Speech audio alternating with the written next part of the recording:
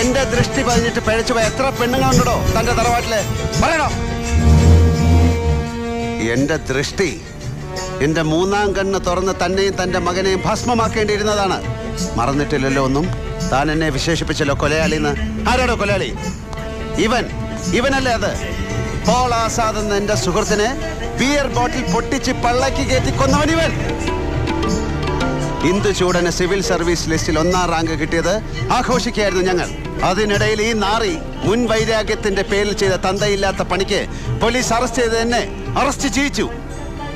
താനും മണപ്പള്ളി മാധവൻ നമ്പ്യാരും കൂടെ CI ശങ്കരനാരായണനെ കൊണ്ട് എന്റെ കയ്യിൽ വിലങ്ങ് വെപ്പിച്ചു.